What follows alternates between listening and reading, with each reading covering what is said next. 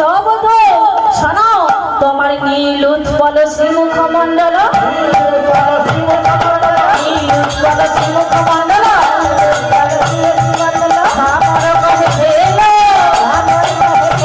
মানে কি, তোমার নীল উৎপল মানে নীল পদ্মের মতো এত সুন্দর বদন, ভোর বেলা। আচ্ছা বলুন তো, সারা রাত ঘুমোলে সেটা আমায় বলে গেল না? এই পদ্মা, তুই এক্ষুনি গিয়ে গোবিন্দের কাছে যা, আর রাধা কুঞ্জে গিয়ে বলে দেয় যে এবার গোবিন্দকে গিয়ে বলছে, সত্যি গোবিন্দ তোমায় বলিহারি। একটা বাচ্চা ছেলেও কোথাও যাওয়ার আগে সে বলে যায়, আর তুমি আমার সখী চন্দ্রাবলীর কাছে সাজলে, সেবা নিলে, চরণ সেবা করলো, আর একবার বলে আসতে হবে সেটাও জ্ঞান নেই। এই বলে পদ্মাবতী চলে গেল। ও মায়েরা, আগুনে ঘি ঢাললে কি হয় গো? আমার বাবা বলছে নাকি নিভে যায়, জানে না নাকি কি হয়? দাও দাও করে চলে যা। তাহলে আজকে আগুনে কি ঘি ঢাললো কে? পদ্মাবতী। মানে এতক্ষণ গোবিন্দ বেশ অনেক মিথ্যে বলে বলে ললিতাকে বোঝাচ্ছে, আর কোথা থেকে চন্দ্রাবলীর সখী এসে পদ্মাবতী সব সত্যিটা বলে দিয়ে চলে গেল। আর যেই রাধারানীর কানে উঠলো যে গোবিন্দ আসেনি এতক্ষণ, গোবিন্দ চন্দ্রাবলীর কুঞ্জে ছিল বলে এতটুকু অভিমান ছিল, সেই অভিমান বেড়ে এত বড় হয়ে গেল। রাধারানী মনে মনে ভাবছে, গোবিন্দ তুমি যদি আসবে না না বলতে তাতে আমার কিছু যায় আসতো না, কিন্তু তুমি আসবে বলে দিয়ে কেন চন্দ্রাবলীর কাছে গেলে? রাধারানীর বড় অভিমান হয়ে গেছে। এবার ললিতাকে শরীরের দিকে তাকাও রাধে, কিন্তু রাধারানী বারবার বলার পরেও তাকালো না। মানে রাধারানীর এতটাই অভিমান হয়েছে, রাধারানীর নয়ন মানে চোখের পলক পড়ছে না, এতটাই অভিমান। মানে গোবিন্দ যে কাছে এসেছে, রাধারানী অভিমানের জন্য সেটাও বুঝতে পারল না। আর যখন বুঝতে পারলেন না, এদিকে গোবিন্দ কি করেছে? রাধারানীর চরণটা জড়িয়ে ধরেছে। রাধারানীর চরণ জড়িয়ে ধরে গোবিন্দ বলছে, রাধে তমসি মম জীবনম, তমসি মম ভূষণম, তমসি মম জগতি রত্নম সরোবর।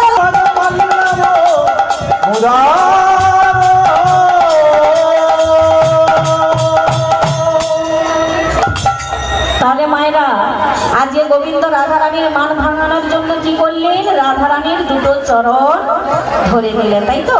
আচ্ছা মায়েরা, আপনাদের কাছে একটা প্রশ্ন করি, বলুন তো, গোবিন্দের কাছে অজানা বলতে কি কিছু আছে? তাই তো, গোবিন্দের কাছে অজানা বলতে কিছু আছে?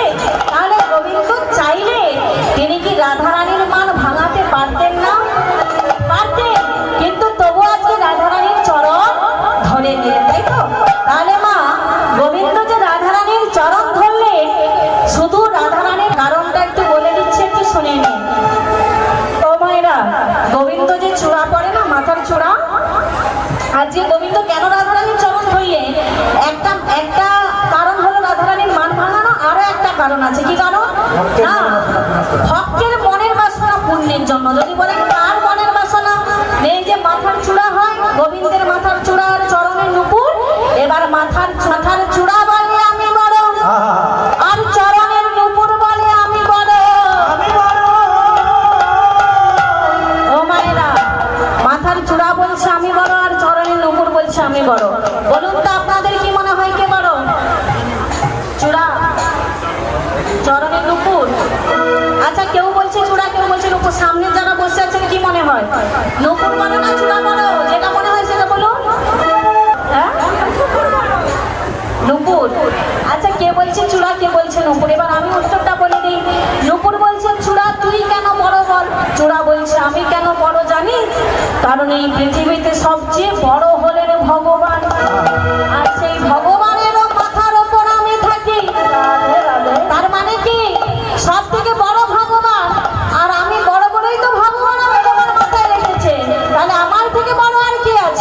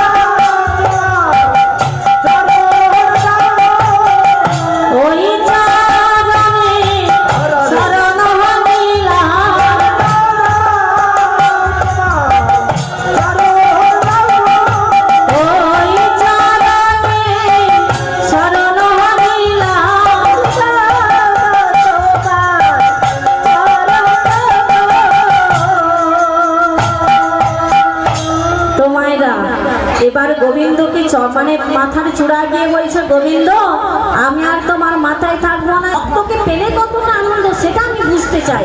আর সেই দিন গোবিন্দ চূড়াকে কথা দিয়েছিলেন, চূড়া আমি তোমায় কথা দিলাম আজকে নয় তুমি আমার মাথাতেই থাকবে, কিন্তু মাথাতে থাকা সত্ত্বেও আমি তোমায় কথা দিলাম আমি আমার চরণের উপর আজ পর্যন্ত যে ভক্তের স্পর্শ পাইনি, আমি তোমাকে আমার জীবনে সেই পরম ভক্তের সঙ্গ পাওয়াবো, আমার পরম ভক্তের স্পর্শ পাওয়াবো। তাহলে গোবিন্দ মাথার চূড়াকে কথা দিলেন। তো মায়েরা এবার হিসেব মিলিয়ে দেখুন, এবার হিসেবটা মিলিয়ে দেখুন। এবার আজকে যখন গোবিন্দ রাধারানীর মান ভাঙানোর জন্য রাধারানীর চরণ ধরেছে, এবার আপনারা এই হিসেবটা মিলিয়ে নিন। আমি গোবিন্দ আমার মাথায় চূড়া আছে, আমি এরকম ভাবে গোবিন্দের মানে গোবিন্দ হয়ে রানী গীত গোবিন্দ কাব্য লিখেছিলেন। এই কাব্যের মধ্যে কিন্তু তিনি সব লিখেছিলেন, কিন্তু এই দেহি পদ পল্লব যে যার চরণ পাওয়ার জন্য সবাই পাগল, আর সেই গোবিন্দ আমার চরণ ধরে লুটোপুটি খাচ্ছে, আর তোরা একটিবার আমায় বললি না রে, ওরে তবে কি গোবিন্দ আমায় ছেড়ে গেছে আর একটিবারও আমার কাছে আসবে না? রাধারানী চোখের জলে বুক ভাসাচ্ছে। আর এমন সময় যেই পথে আমার গোবিন্দ গিয়েছেন সেই পথ দিয়ে যাচ্ছেন আমার রাধা রানীর প্রিয় সখী তুলসী সখী। এবার তুলসী যেই যাচ্ছে, ললিতা মনে মনে ভাবছে একমাত্র তুলসী পারবে আমাদের রাধা গোবিন্দের মনের মিলন ঘটাতে। তাই ললিতা চিৎকার করে ডাকছে, তুলসী তুলসী তুলসী তুলসী।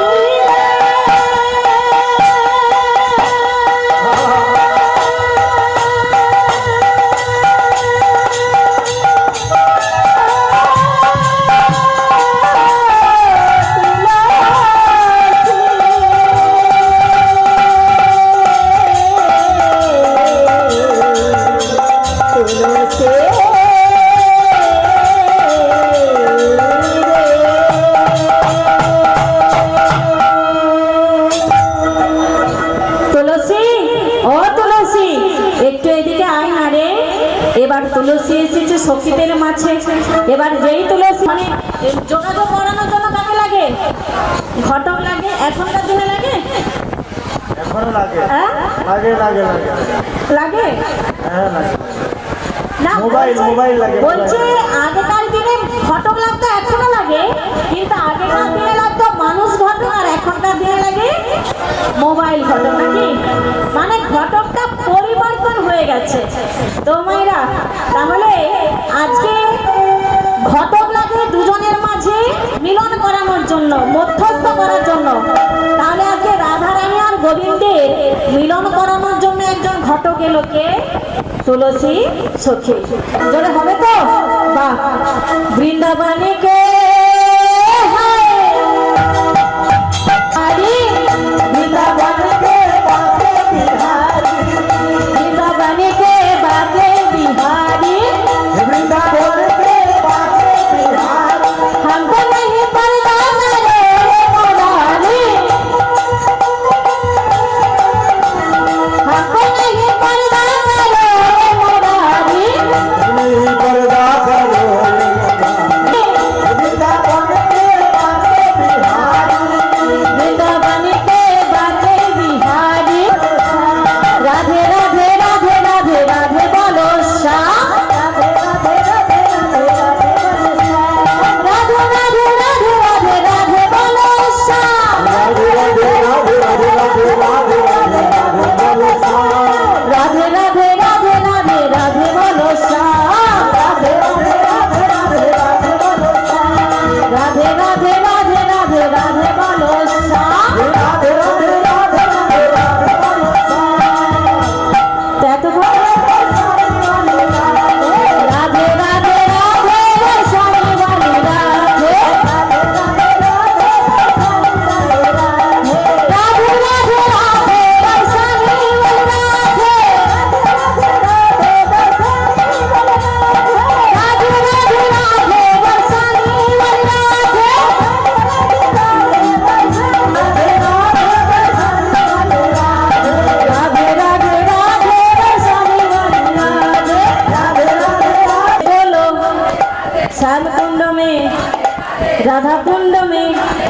কি গো, সবাই কিন্তু জোরে বলছে না।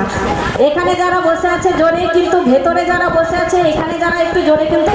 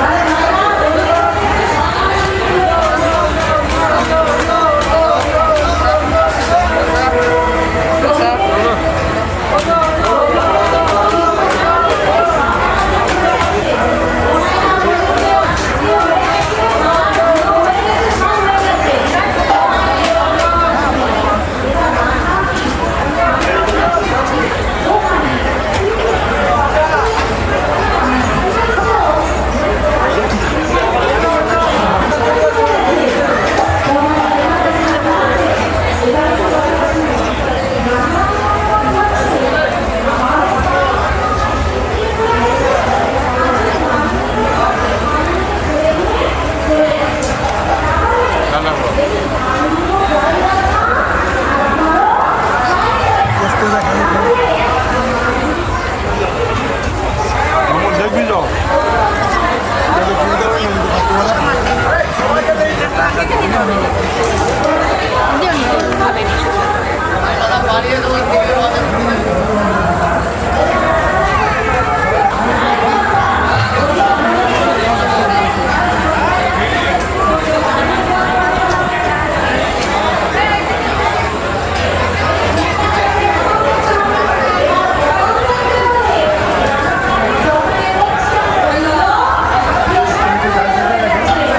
ভালো করে উঠছো তো একটা পোস্ট দেবো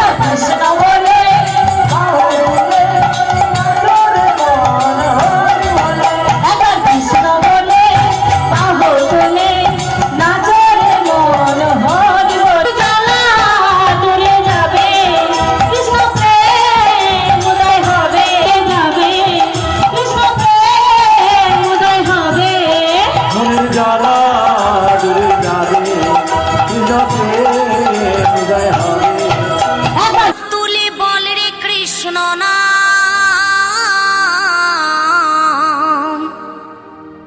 পূর্বের তোর সকল মনস্কার আজ প্রেমানন্দে বাহু তুলে নাচরে মন কৃষ্ণ বলে।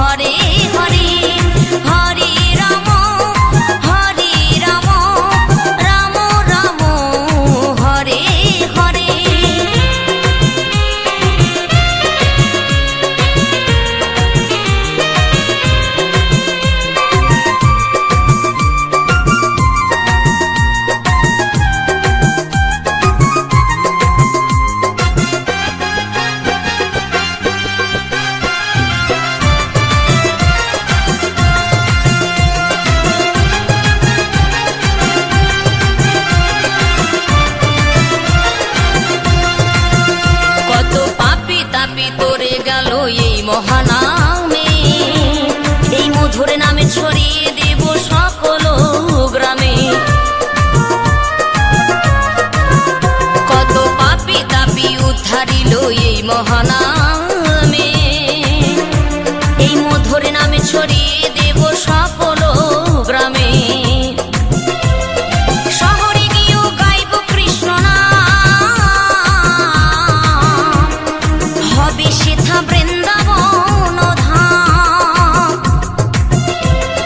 শহরে গিয়েও গাইব কৃষ্ণ নাম, হবে সেথা বৃন্দাবন ধাম। আজ প্রেমানন্দে বাহু তোলে নাচরে মন কৃষ্ণ বলে।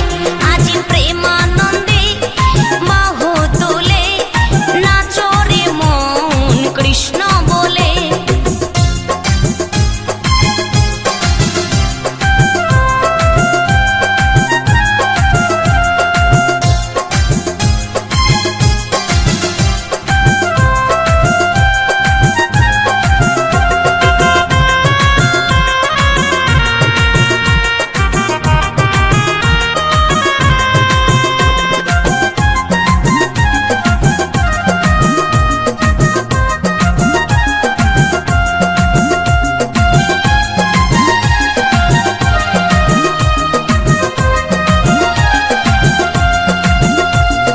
কৃষ্ণ নামে মজেছিলেন গৌরার নেতা, ভক্তবৃন্দ সঙ্গে নিয়ে হরে কৃষ্ণ গায়।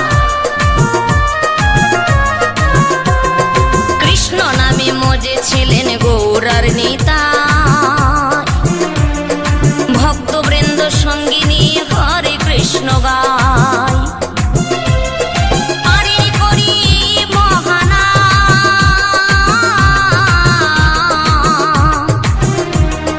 ভজরে মন হরে কৃষ্ণ নাম। আরে করি মহানাম,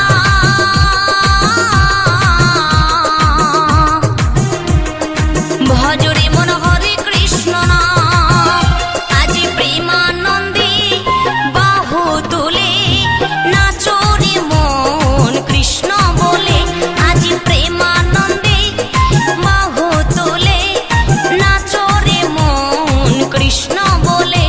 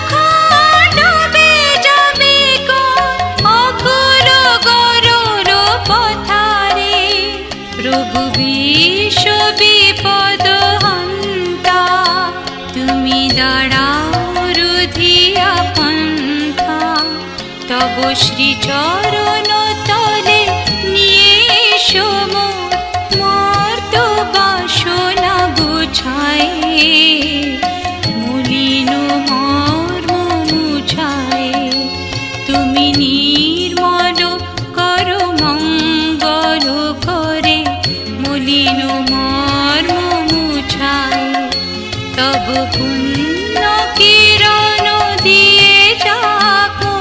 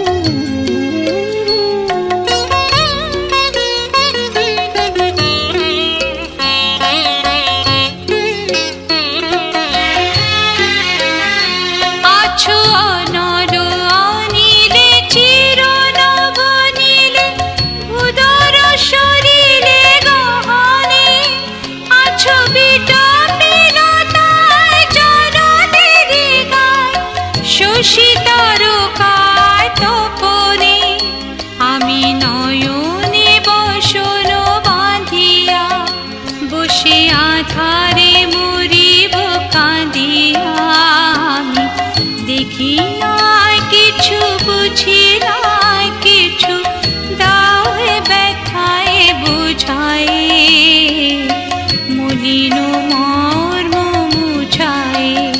তুমি নির্মল করো মঙ্গল করে, মলিন মর্ম মুছায়।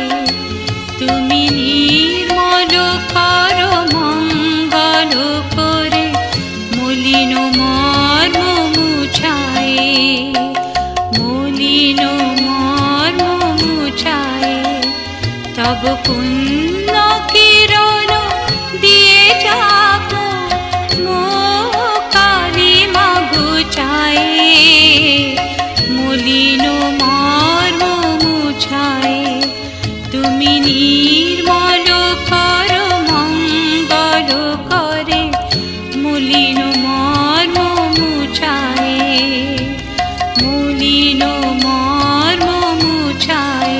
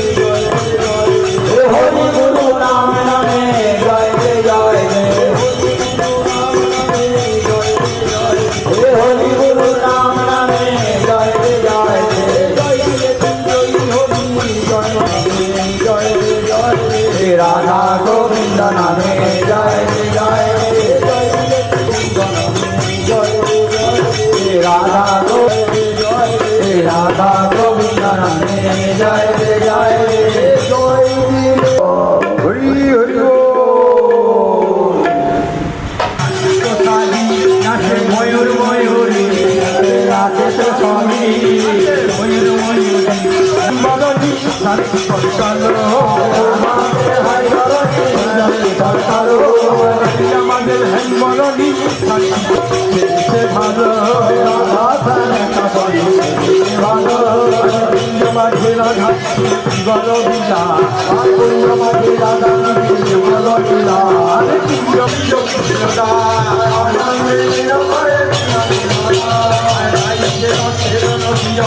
পাখা